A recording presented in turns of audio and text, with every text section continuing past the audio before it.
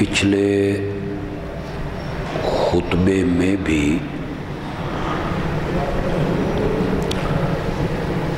سورۃ النساء کی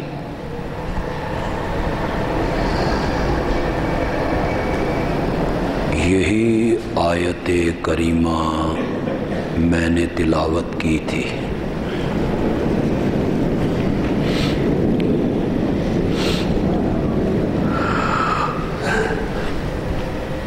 اس آیت کریمہ میں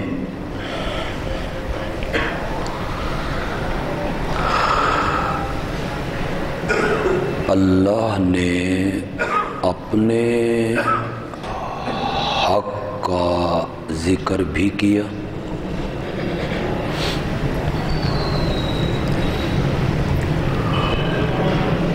اور حقوق العباد کا اللہ نے ذکر کیا۔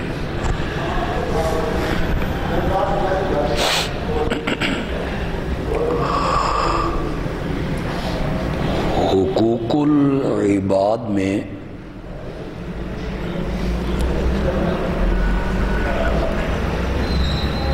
سب سے پہلے اللہ نے والدین کے حقوق کا ذکر کیا۔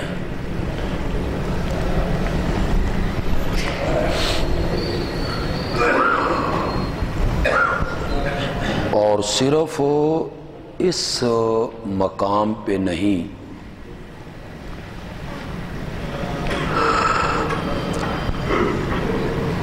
اس کے علاوہ بھی کئی جگہوں پہ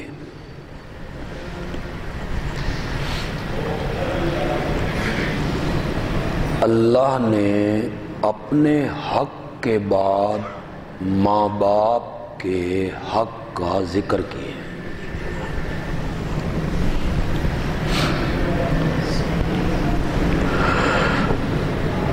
بلکہ پہلے پارے میں سورۃ البقرہ میں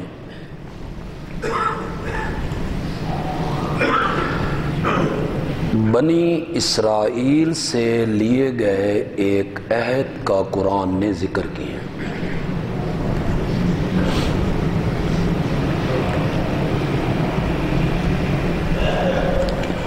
کہ ہم نے بنی اسرائیل سے ایک وعدہ لیا تھا، ایک عہد لیا تھا۔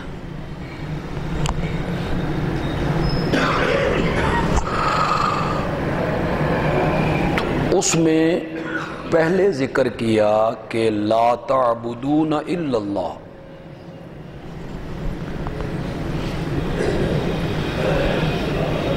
اللہ کی عبادت کرو گے،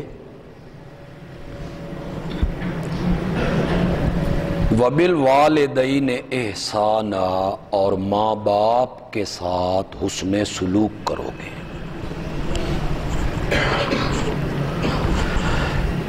اس سے معلوم ہوتا ہے کہ یہ عہد یا یہ حکم یا یہ امر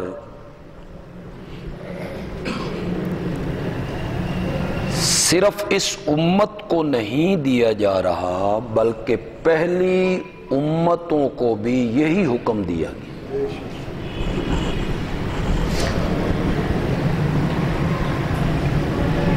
کہ پہلے اپنے حق کا ذکر کیا اور پھر حقوق العباد میں اللہ نے سب سے پہلے ماں باپ کے ساتھ حسن سلوک کا حکم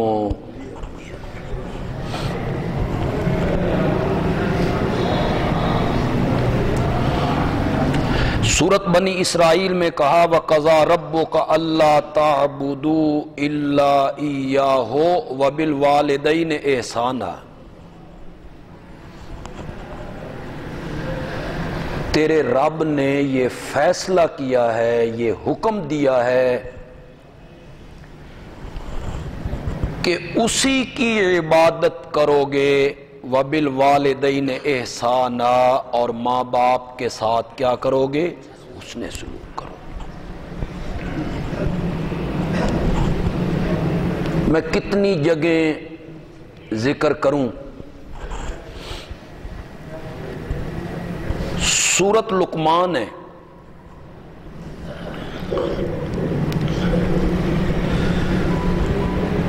وہاں بڑا عجیب انداز اپنایا گیا ہے.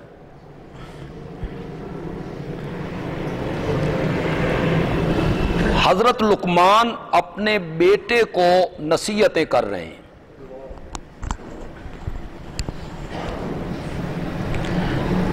حضرت لقمان پیغمبر نہیں ہیں. کہتے ہیں کہ حضرت داؤد علیہ السلام کے زمانے میں یہ موجود تھے، لیکن اتنے نیک، متقی، صالح اور اتنے سمجھدار کہ اللہ نے ان کا تذکرہ قرآن میں کیا اور ایک پوری سورت اتاری جس کا نام سورت لقمان رکھا.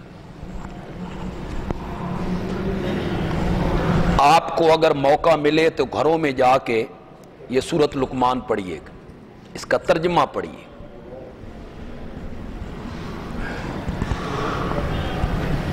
بڑی ایک عجیب ترتیب ہے ان کی نصیحت کی.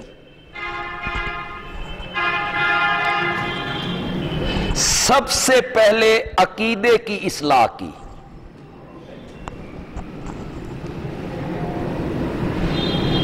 یا بنیا لا تشرک باللہ،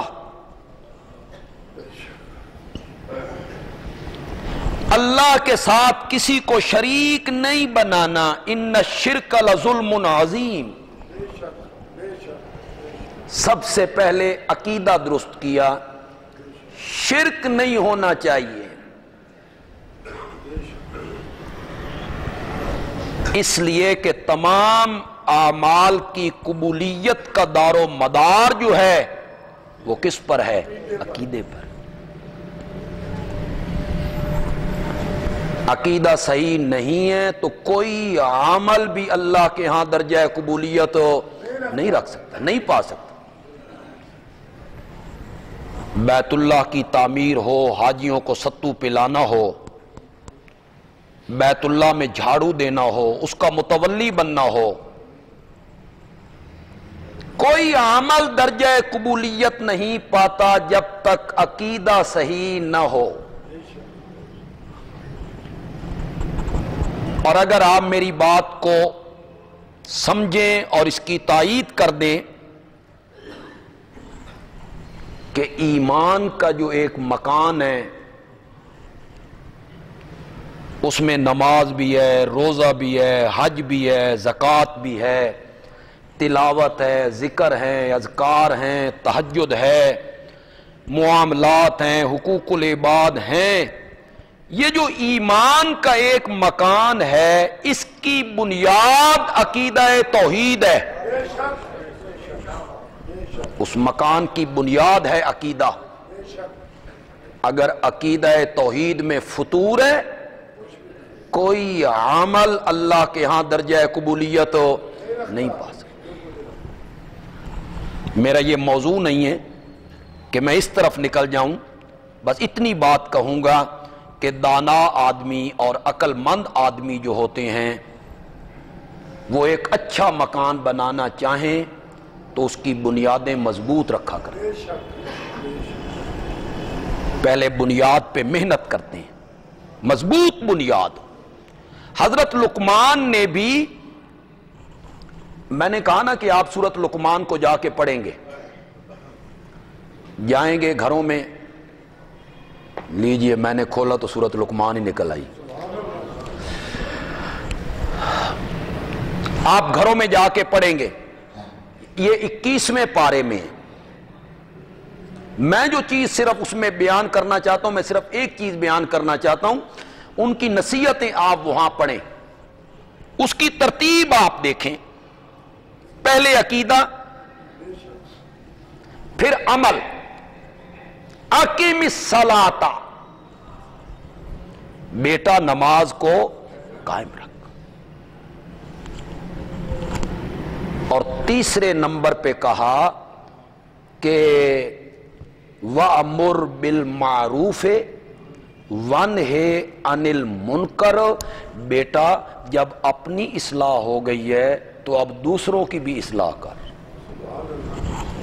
نیکی کا حکم دے، برائی سے روک، دوسروں کی اصلاح کر۔ پھر اسے تکبر سے روکا، فخر کرنا، تکبر کرنا کوئی اچھی چیز نہیں ہے۔ یہ ساری چیزیں حضرت لقمان نے بیان کی، لیکن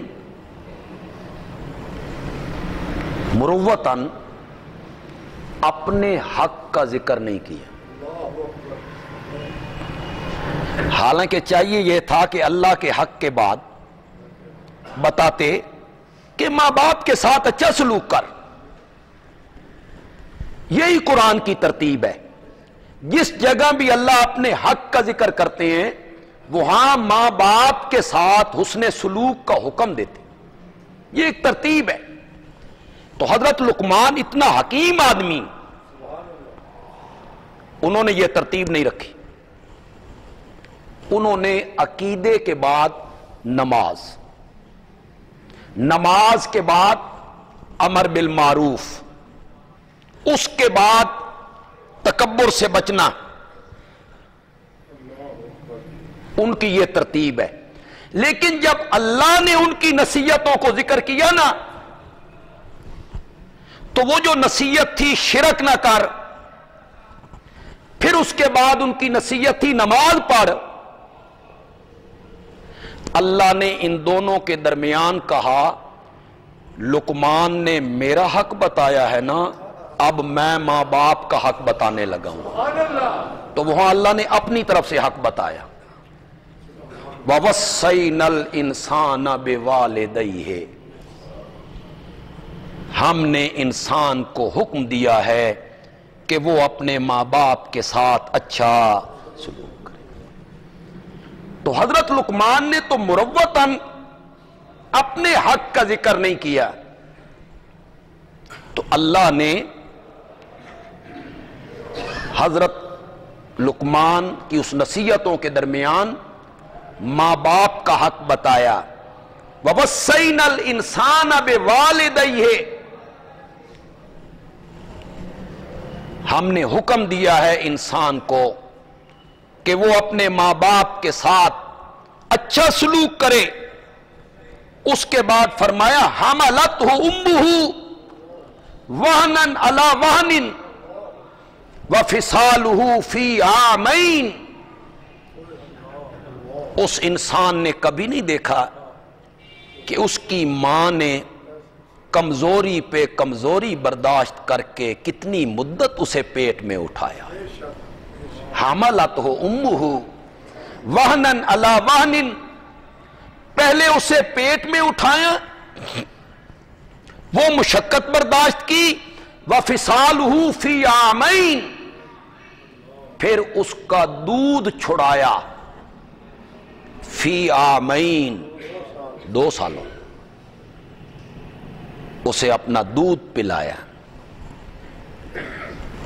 انشکر لی ولوالدیک، اے انسان میرا حق بھی مان، ماں باپ کا حق بھی مان۔ اللہ اکبر، حیرانگی ہو گئی۔ اپنے حق کے ساتھ وشکر لی، لفظی معنی آپ کیا کریں گے؟ میرا شکر کر۔ لیکن وہ شکر کا جو مفہوم ہے میں نے اس کا معنی کیا ہے، میرا حق مان، میرا شکر کر، میرا احسان مان، میرا حق مان، والے والدئی کا، اور اپنے ماں باپ کا بھی حق، ان کا بھی شکر ادا کر۔ سورت احقاف میں جب اس کو ذکر کیا، یہاں آپ نے محسوس کیا ایک بات کو کہ جب ماں باپ کے حق کو اللہ نے ذکر کیا تو پھر اللہ نے ماں کا تذکرہ کیا، پھر باپ کو الگ کر دیے، حملتہ امہ وہنا علی وہن۔ اسی کو سورت احقاف میں اللہ تعالیٰ اسی کو بیان کرتے ہیں، وہاں کرہن کے لفظ کہے یا وہنن کے لفظ، وہاں کرہن کے لفظ کہے، تکلیف اٹھائی، مشقت برداشت کی، تجھے پیٹ میں اٹھایا، پھر جنتے ہوئے موت کو ہاتھ لگا کے آئی، جب جنا تو موت کو ہاتھ لگا کے آئی، اس کے بعد 2 سال تجھے دودھ پلایا، پہلے پیٹ میں اٹھایا، پھر جنا، پھر 2 سال تک تجھے دودھ پلایا، تیری تربیت کی، تیری تربیت کی۔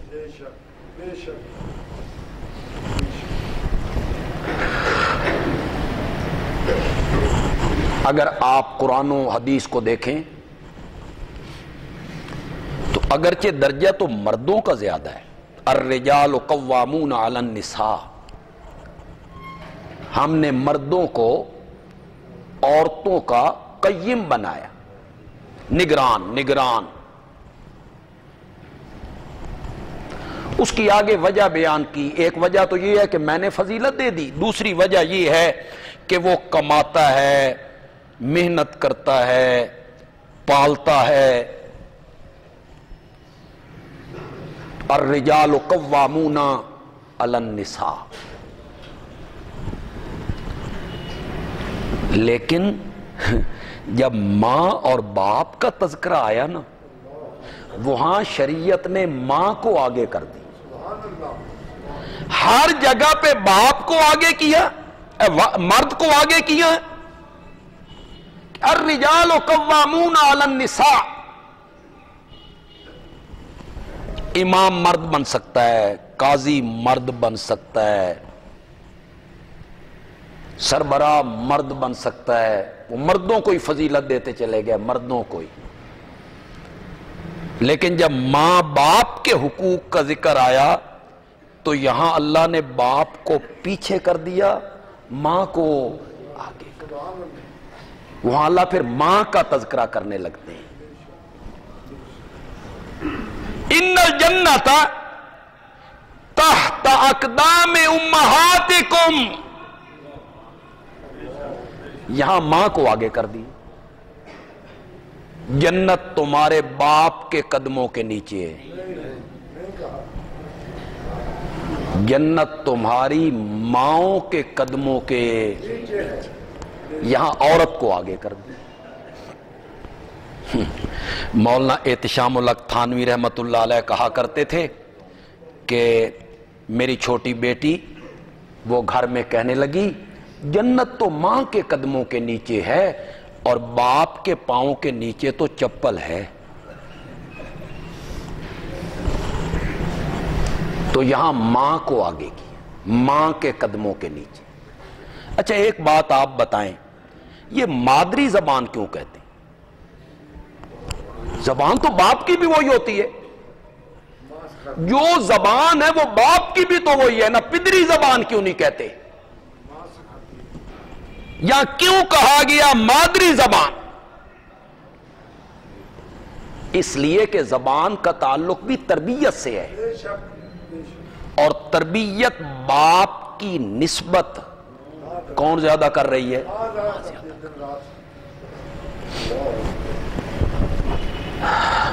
سکول میں کسی استاد نے پوچھ لیا کہ یہ مادری زبان کیوں کہتے ہیں، تو سارے بچے چپ کر گئے، ایک بچہ اٹھا، اس نے کہا جی میں بتاتا ہوں۔ استاد نے کہا تم بتاؤ۔ کہنے لگا جی باپ کے منہ میں تو زبان ہے ہی کوئی نہیں، ماں انہیں بولنے ہی نہیں دیتی، تو اس لیے مادری زبان کہتی کہ بولنے کا حق جو ہے وہ کس کو ہے؟ ماں کو۔ تو مادری زبان کا مطلب یہ ہے کہ ماں تربیت کرتی ہے، ماں سنوارتی ہے، مالی بوٹوں کو، گھاس کو संवारता है, इधर से कतर देना है, इधर से बराबर करना है, और अगर माली न हो तो बाग की क्या हालत हो। तो मां संवारती है अपनी औलाद को, इसलिए मादरी जबान कहते हैं। और सहाबी पूछ रहा है, सहाबा किराम मुख्तलिफ मौके पे बातें नबी पाक सल्लल्लाहु अलैहि वसल्लम से पूछा करते थे। सबसे ज्यादा बात जो सहाबा ने पूछी ना, वो पूछी कि रब को सारे आमाल में से कौन सा अमल ज्यादा पसंद है। ये सहाबा ज्यादा पूछते थे। क्यों? वो नेकियों पे हरीस थे। वो चाहते थे कि नबूवत की जबान से वो नेकी निकले और हम वो नेकी करें। तो आप भी सहाबा को उसकी हालत देख के जवाब देते थे,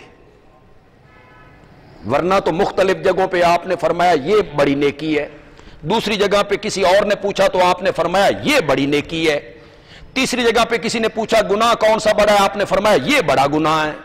एक और साहबी ने पूछा, आपने उसका नाम नहीं लिया, किसी और का नाम ले लिया।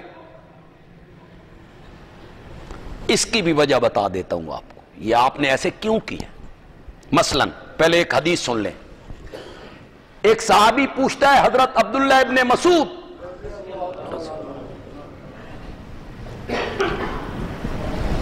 अय्युल अमल अहब्बु इलल्लाह,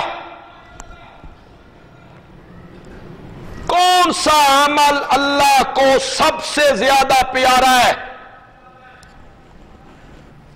आपने फरमाया अस्सलातो अला वक्तिहा, नमाज को अपने वक्त पे पढ़ना। चलिए जी, अब आपने ये बता दिया नमाज को अपने वक्त पे पढ़ना। वो पूछती है सुम्मा अय्यो, फिर कौन सा है। आपने फरमाया बिर्रुल वालिदैन, मां बाप के साथ अच्छा सुलूक करना। उसने कहा फिर कौन सा है। आपने फरमाया अल जिहाद फी सबीलिल्लाह, यहां आपने जिहाद को तीसरे नंबर पे रख दिया और पहले नंबर पे क्या रख दिया, नमाज को अपने वक्त में पढ़ना। मैंने आज से एक दो जुमे पहले जिक्र किया था, किसी साहबी ने पूछा या रसूल अल्लाह सबसे बड़ा गुनाह क्या है। आपने फरमाया शिर्क बिल्लाह। उसने कहा फिर कौन सा है। आपने फरमाया वालिदैन की नाफरमानी करना। फिर आपने फरमाया झूठी गवाही देना। फिर किसी जगह पे जिना का जिक्र किया, किसी जगह पे शराब का जिक्र किया। इसकी वजह यह बनी कि जो सहाबी पूछता था ना, किसी तरीके से आपको पता होता था कि ये फलां मुआमले में सुस्त है। मसलन मां बाप के साथ हुस्ने सुलूक में जरा सुस्त है, नमाज की पाबंदी में जरा सुस्त है, तो आप उस सहाबी को उसके मुताबिक जवाब दिया करते। यहां पहले नंबर पे नमाज को जिक्र किया, दूसरे नंबर पे वालिदैन के हुस्ने सुलूक को बयान किया, और तीसरे नंबर पे जाके जिहाद फी सबीलिल्लाह को बयान किया। वो तीसरे नंबर पे की वालिदैन के भी बात। हालांकि मैं जिहाद फी सबीलिल्लाह के बारे में आपको फरमाने नबी सुनाऊं तो आप दंग रह जाएं। आपने फरमाया अल्लाह के रास्ते में एक कदम सुबह के टाइम उठाना और एक कदम शाम के टाइम उठाना खैरुम मिनद दुनिया व मा फीहा, یہ ایک قدم پوری دنیا اور دنیا کے اندر جو کچھ ہے یہ ایک قدم اس سے بہتر ہے.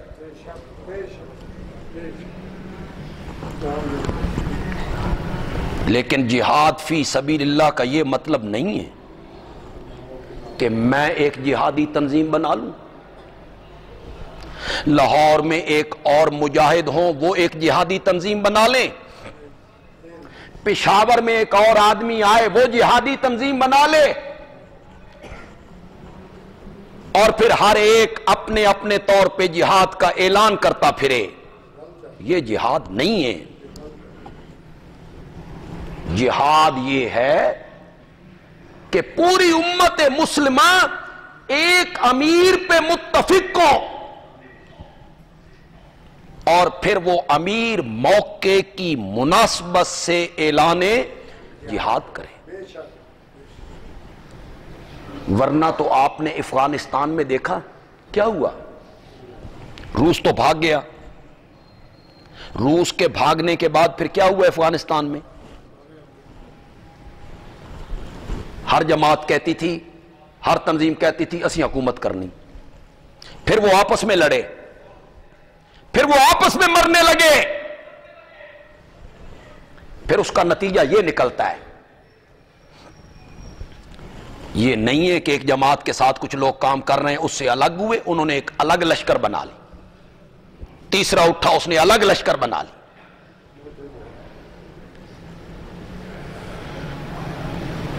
سارے ملک سے سونا اکٹھا کیا. پتہ نہیں آپ کے ذہن میں ہے کہ کوئی نہ.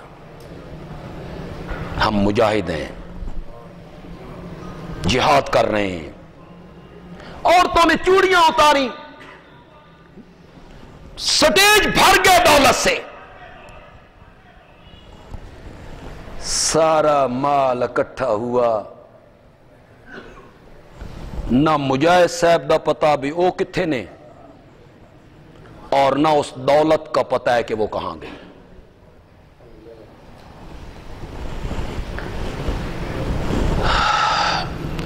پیسہ اکٹھا کرنا جہاد کے نام پر، چندے اکٹھے کرنا جہاد کے نام پر.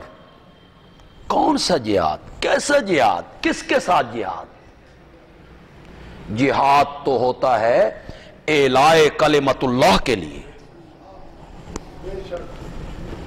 اور اس میں بھی پہلے دعوت دی جاتی ہے اسلم تسلم. جی پہلے یہ دعوت دی جاتی ہے اسلام قبول کرو، تسلم ہم تمہیں کچھ نہیں کہیں گے. دوسرے نمبر پہ کہا جاتا ہے جزیہ دے دو. تلوار کا نمبر تو تیسرے نمبر پہ، اور وہ بھی تب جب امیر المومنین اس کی اجازت دے، حکم جاری کرے. جہاد فی سبیل اللہ تو اسلام کا رکن ہے. الجہاد ماضٍ الی یوم القیامہ. جہاد تو بڑی عظمت کی بات، بڑی فضیلت کی بات. اس میں ایک قدم جو اٹھتا ہے وہ دنیا و ما فیہا سے کیا ہے؟ بہتر ہے. ایک قدم. لیکن اس حدیث میں آپ نے جہاد فی سبیل اللہ کو پیچھے کر دیا اور ماں باپ کے ساتھ حسن سلوک کو دوسرے نمبر پہ ماں باپ کے ساتھ حسن سلوک کو ذکر کیا. ایک صحابی آیا، اب اس کے لفظ سنیے. میں اللہ کی رضا کے لیے اور اجر کے حصول کے لیے جہاد کرنا چاہتا ہوں. نیت دیکھیے، نیت کس کے لیے؟ اجر کے حصول کے لیے. اجر کے حصول کے لیے، سونا اکٹھا کرنے واسطے نہیں. ساری دنیا سے چندے اکٹھے کر کر کے تجوریاں اپنی بھر لیں اور پتہ نہیں غیب کہاں ہو گئے. اجر کے حصول کے لیے اور رب کی رضا کے لیے کیا کرنا چاہتا ہوں؟ بولو بولو، زور سے بولو، کون کہہ رہا ہے؟ آپ نے فرمایا، اب آپ دوہرا رہے ہیں، آپ نے فرمایا ثواب کے حصول کے لیے اجر حاصل کرنا چاہتے ہو، ثواب حاصل کرنا چاہتے ہو کہ جی، فرمایا ماں باپ زندہ ہیں، اس نے کہا جی زندہ ہیں، فرمایا جا ان کی خدمت کر اور ثواب حاصل کر۔ ثواب چاہتا ہے نا، اجر چاہتا ہے نا، جا ماں باپ کی خدمت کر۔ ایک اور صحابی آیا، خوشی خوشی بتانے لگا، یا رسول اللہ میں جہاد واسطے آ گیا، میرا تن من دھن قربان ہے، تو یا رسول اللہ ماں پیو نو روندیاں چھوڑ آئے ہیں، وہ رو رہے ہیں، میں نے ان کی پرواہ نہیں کی، وہ رو رہی ہیں، میں روتا ہوا چھوڑ کے آ گیا ہوں۔ آپ نے فرمایا واپس پلٹ جا، اور جس طرح ان کو رلایا ہے اسی طرح ان کو ہنسا، جا ان کی خدمت کر، جس طرح رلایا ہے اسی طرح ہنسا۔ تو جہاد پہ نہ جا، ماں باپ کی کیا کر۔ ایک جملہ کہوں، تفصیل تو شاید اس کی نہ کر سکوں، دین نام اپنے شوق کو پورے کرنے کا نہیں ہے، جی میرا یہ شوق ہے، دین جو ہے نا یہ اپنے شوق کو پورے کرنے کا نام نہیں ہے، دین نام ہے اللہ اور اس کے رسول کی فرما برداری کرنے کا، جو وہ کہتے ہیں وہ کر۔ شوق کیا ہے؟ پہلی صف میں نماز پڑھوں۔ شوق کیا ہے؟ باجماعت نماز پڑھوں۔ گھر فاصلے پہ ہے، ماں باپ میں سے کوئی بیمار ہے، چند منٹوں کے بعد انہیں ضرورت پڑتی ہے پانی کی، کروٹ کے بدلنے کی، قضاء حاجت کرنے کی، کوئی ایسی بیماری ہے، تو اب شریعت کیا کہتی ہے؟ شوق پورا کر یا ماں باپ کی خدمت کر، یہ شریعت کہتی ہے۔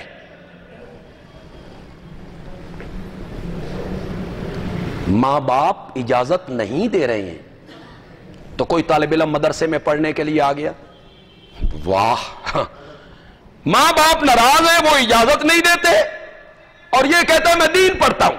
دین پڑھنا فرض ہے؟ کوئی فرض نہیں ہے، ہاں اتنا علم حاصل کرنا فرض ہے جس سے حلال حرام کی کیا ہو جائے، بس۔ باقی فقہ پڑھنا، سرف پڑھنا، گرامر پڑھنا، اصول پڑھنا فرض ہے۔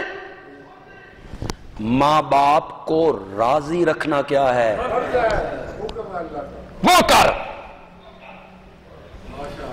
ماں باپ ناراض نے، چلے تے ٹورے نے، 4 مہینے لگانے ہم نے، ماں باپ ناراض ہیں۔ شوق پورے کرنے کا نام دین نہیں ہے۔ میرا شوق ہے، میری یہ سمجھ ہے، اس کے پورا کرنے کا نام دین نہیں ہے۔ دین نام ہے اللہ اور اللہ کے رسول کی اطاعت کرنے کا، وہ کام کرو جو شریعت کہتی۔ فرمایا تو جہاد نہ کر، تو ماں باپ کی کیا کر، ماں باپ کی خدمت کر۔ وہ تو صحابہ کو شوق ہوتا تھا نا، کون سا عمل اچھا ہے جی؟ تو ایک دفعہ صحابی پوچھتا ہے یا رسول اللہ میرے حسن سلوک کا سب سے زیادہ مستحق کون ہے؟ خدمت، اچھا سلوک، پیار، شفقت سب سے زیادہ، اولاد بھی ہے، بیوی بھی ہے، پوتے ہیں، پوتیاں ہیں، دوتے ہیں، داماد ہیں، کون ہیں؟ فرمایا اموں کا۔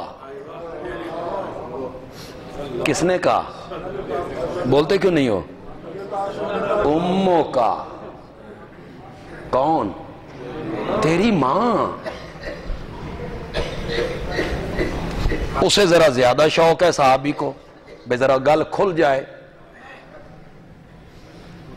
اسے ذرا زیادہ شوق ہے۔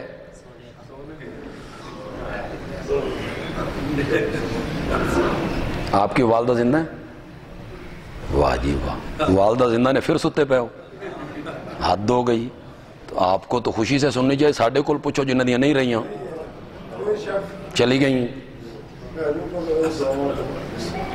اور اب بھی کبھی تصور میں ذہن میں آ جائے تو آج بھی پھر بندہ حسرت میں روتا ہی رہتا ہے۔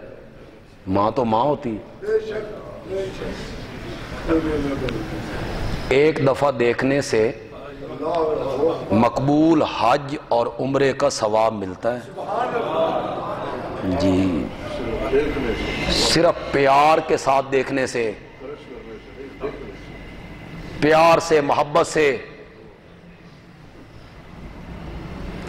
اس نے کہا ثم من، پھر کون؟ فرمایا اموں کا، پھر تیری ماں۔ اس نے کہا ثم من، پھر کون؟ آپ نے فرمایا ثم اموں کا۔ لگدا بھی نبی پاک نو کسی ذریعے نال اے پتہ ہونا بے اس دا والدہ نال سلوک ہو چنگا نہیں، شاید یہ بار بار جو دہرا رہے ہیں۔ وہ کہتے ہیں ثم من، آپ نے فرمایا اموں کا، ثم من اموں کا، ثم من اموں کا۔ اس نے چوتھی مرتبہ پوچھا ثم من، آپ نے فرمایا ثم ابو کا۔ بیوی پھر بھی نہیں آکی،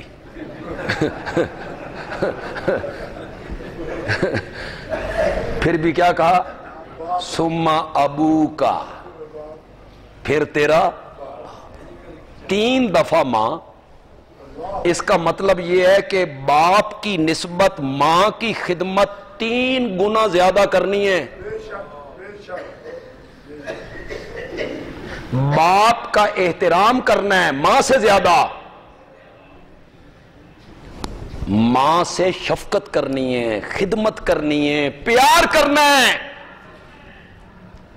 علماء نے لکھا کہ 3 مرتبہ آپ نے ماں ماں ماں کیوں کہا؟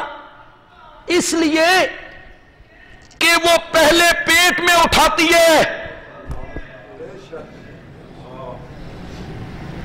پھر وہ جنتی ہے موت کو ہاتھ لگا کے،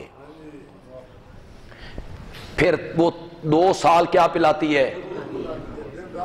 پہلے پیٹ میں اٹھایا 1، جنا 2، دودھ پلایا 3۔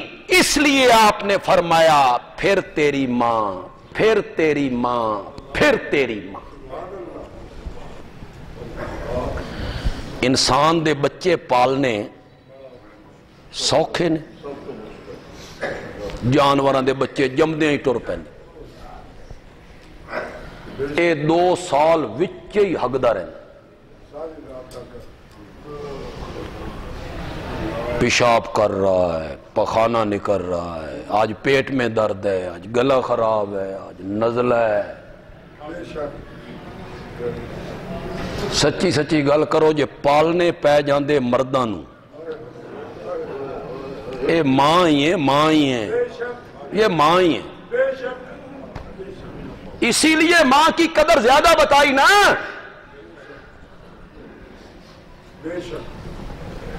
ساری ساری رات جاگ کے کاٹ دیتی، اور کبھی زبان پہ شکوہ نہیں آتا۔ حد ہو، اتنی بے غرض محبت اور اتنی بے لوث محبت ماں کے سوا کسی اور سے نہیں مل سکتی. بچے ہیں، بیوی ہے، پوتے ہیں، دوتے ہیں، شاگرد ہیں، دوست ہیں، احباب ہیں، رشتہ دار ہیں. اتنی بے غرض محبت جس میں کوئی غرض نہیں، کوئی لالچ نہیں، کوئی لالچ نہیں. بیٹے سے محبت کرتی، 3 مرتبہ کہا پھر تیری ماں، پھر تیری ماں، پھر تیری ماں. شوق کے پورے کرنے کا نام دین نہیں ہے. مسلم کی حدیث ہے، مسلم کی حدیث، یہ حدیث نہ ہوتی تو شاید میں اس واقعے کو بھی نہ مانتا. اتنا عجیب واقعہ ہے. یمن کا آدمی، یمن، کہتا ہے یا رسول اللہ، آیا نہیں ہے، پیغام بھیجا ہے، زیارت کے لیے ترس رہا ہوں، لیکن ماں ایسی بیمار ہے کہ اسے چھوڑ کے آ بھی نہیں سکتا. آپ نے فرمایا میری زیارت کے لیے نہ آ، ماں کی خدمت کر. اب اس میں ذرا تناسب دیکھو، خدا کے لیے تناسب دیکھو، خدا کے لیے تناسب دیکھو.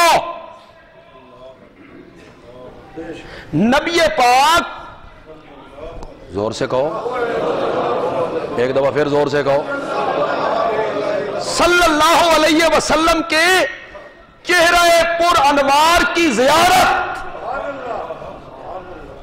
اتنا بڑا عمل ہے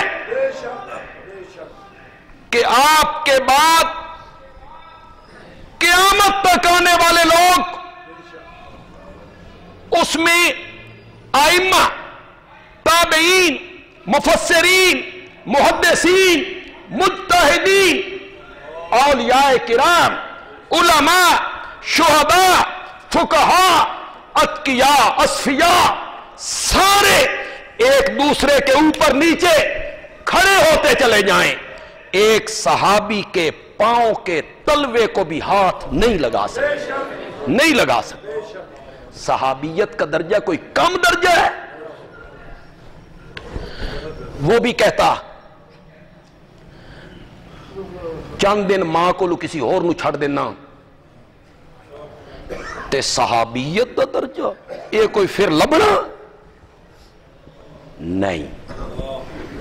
اس نے ماں کی خدمت پہ صحابیت کے درجے کو قربان کر دیا. قربان اپنے شوق کو پورے کرنے کا نام دین نہیں ہے. نبی پاک کی اطاعت کرنے کا نام کیا ہے؟ نہیں ہے.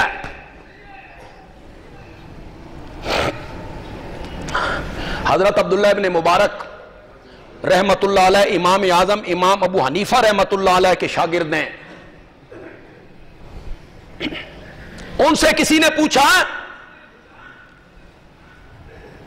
کہ امیر معاویہ رضی اللہ تعالی عنہ اور عمر ابن عبدالعزیز ان دونوں میں سے کس کا مقام زیادہ ہے؟ عبداللہ ابن مبارک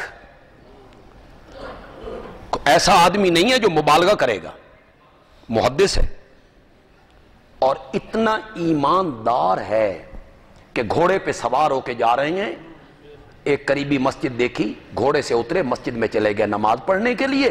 باہر نکلے تو دیکھا گھوڑا قریبی چراگاہ میں کسی کھیت میں چر رہا ہے، گھوڑے کو وہیں چھوڑا، پیدل چل نکلے. شاگردوں نے کہا حضرت گھوڑا؟ فرمایا جس کے پیٹ میں بغیر کھیت والے کی اجازت کے غلہ اور اناج جس گھوڑے کے پیٹ میں چلا گیا ہے، عبداللہ اس گھوڑے کی پیٹھ پہ سواری نہیں کرے. تقوی کا یہ مقام انہوں نے کیسا جواب دیا؟ عمر ابن عبدالعزیز کو جانتے ہو؟ معمولی آدمی، یہ بھی بنو امیہ میں سے ہے، یہ بھی بنو امیہ کا فرد ہے، عادل بادشاہ ہے، عادل حکمران ہے۔ عید کے دن جس کے گھر میں پکانے کے لیے کوئی چیز نہیں ہوا کرتی، اور اکثر جب گھر میں آیا کرتے تھے تو بیٹیاں جب دروازہ کھولتی تو منہ پہ کوئی کپڑا رکھ لیا کرتی تھی۔ اہلیہ سے پوچھا یہ بیٹیوں کو کیا ہوا ہے، دروازہ کھولتے ہوئے اپنا منہ ڈھانپ لیتی ہیں؟ اہلیہ کہتی ہے سرتاج پچھلے کئی دنوں سے گھر میں پکانے کے لیے کوئی چیز نہیں تھی، یہ پیاز سے روٹی کھاتی ہیں اور یہ چاہتی ہیں کہ پیاز کی بدبو بابا کے ناک تک نہیں جائے، اس لیے منہ ڈھانپ لیا کرتے۔ اتنا عادل۔ امیر معاویہ اور عمر ابن عبدالعزیز، ان میں سے کس کا مقام بلند ہے؟ جواب سنو، جواب، پھر سمجھو گے کہ صحابیت کسے کہتی ہیں، پھر تمہیں پتا چلے کہ میرے نبی پاک کے چہرے پر انوار کی زیارت کیا چیز ہے۔ عبداللہ ابن مبارک کہتی ہیں عمر ابن عبدالعزیز اسے تو امیر معاویہ کے مقابلے میں تولتا ہے؟ پوچھتے ہیں مجھے کعبہ کے رب کی قسم ہے، الغبار الذی دخل فی انف فرس معاویہ، معاویہ جس گھوڑے پہ چڑھ کے نبی پاک کی معیت میں جہاد کیا کرتا تھا اور اس گھوڑے کے قدموں کے نیچے سے مٹی اٹھ کے گھوڑے کے نتھنوں میں جم جایا کرتی تھی، ہزاروں عمر ابن عبدالعزیز اس مٹی کا مقابلہ نہیں کر سکتے، نہیں کر سکتے۔ صحابیت کا مرتبہ۔ میں آنا چاہتا ہوں، یہ کہنے والا کون ہے؟ اویس کرنی۔ اویس کرنی آپ کی خدمت میں آنا چاہتا ہوں، لیکن ماں بیمار ہے، فرمایا ماں کی خدمت کرو۔ اللہ اکبر، ماں کی خدمت کرو، آنے کی کوئی ضرورت نہیں۔ شوق پورے کرنے کا نام دین ہوتا، اس سے بڑا شوق کیا ہو؟ اور یارو ترس نہیں گئے ہو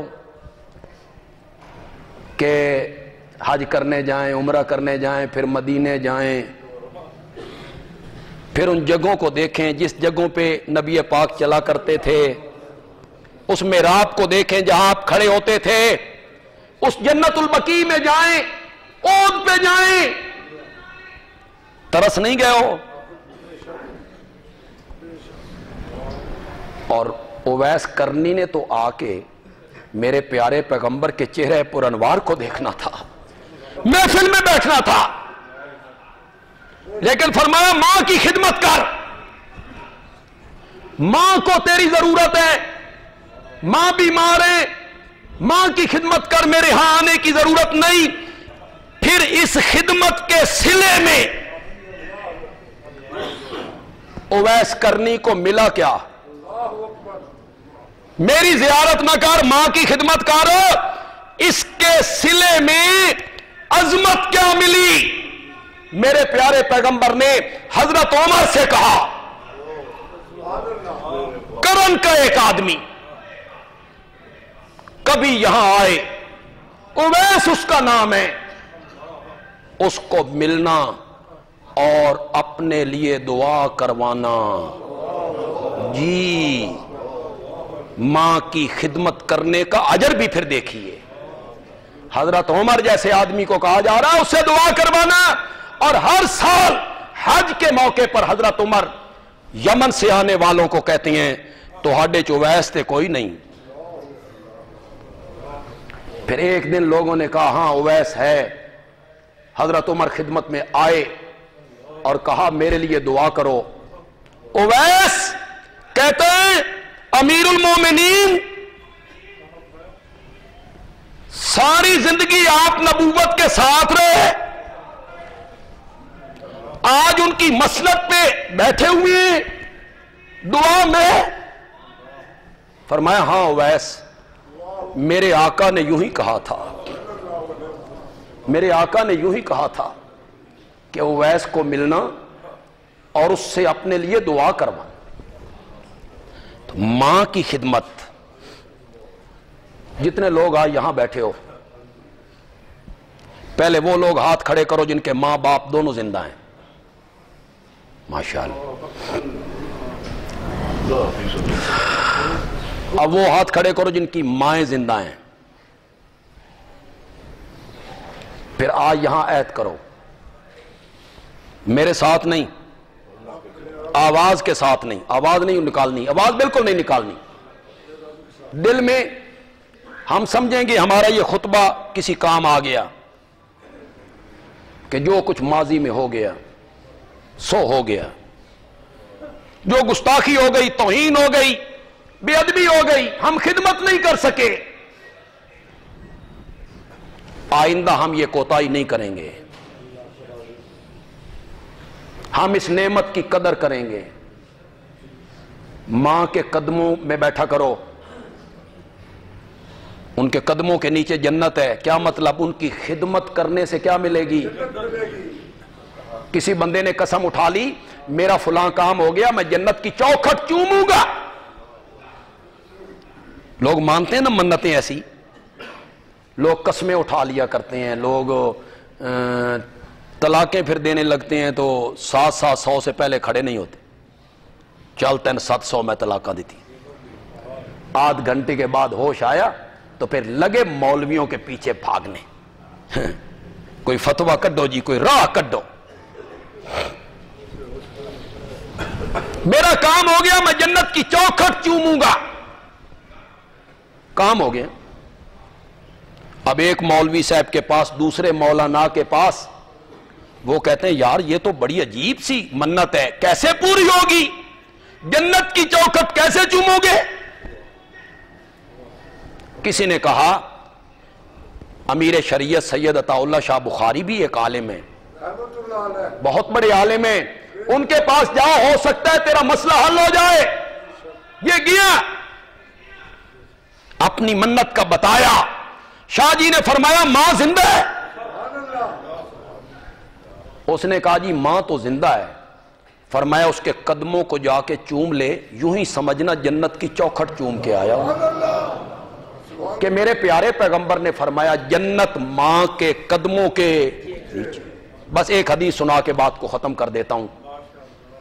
ایک صحابی آیا, کہنے لگا یا رسول اللہ ایک بہت بڑا گناہ کر بیٹھا ہوں,